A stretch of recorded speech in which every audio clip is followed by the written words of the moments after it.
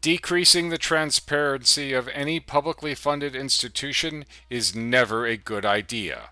This is the Wilmington Standard Daily Update for Tuesday, May 12, 2026. The North Carolina General Assembly is working on a bill that will effectively shield some of the highest paid employees of the state, student athletes at our major universities, some of whom make millions of dollars a year, from having to disclose how much they are being paid to play. Wyatt Gable, Republican representative out of Onslow County, told the GA's Higher Education Committee that such a move keeps North Carolina competitive in a national bidding war for student talent by not making salaries public. According to the Carolina Journal, the records provision would amend the state's confidentiality statute to shield three categories of records held by UNC System schools: the institution's overall revenue sharing budget, allocations of that budget by a team or program, and allocations to individual student athletes. North Carolina specifically prohibits student fees from being used to pay athletes.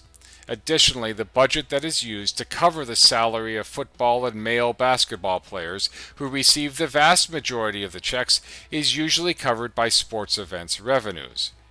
Here is the problem: those facilities where they play, the housing where they sleep, the cafeterias where they eat, the utilities they use to keep the lights on, and the administrative support they get as students are all partially or fully underwritten by state funds. Meanwhile, the salaries in the National Football League are effectively an open book.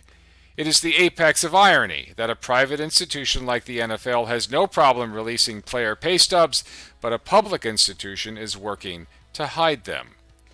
If we are to continue in this quite ridiculous climate of paying students to play sports at our public institutions, an activity that at one time was considered a privilege and not a minor league contract, we must also remember that the University of North Carolina and other state schools are exactly that: state schools that are supported in a variety of ways by North Carolina taxpayers. We pay the bill. We want to see where it goes. For the Wilmington Standard, I'm Rule Sample. Thanks for listening.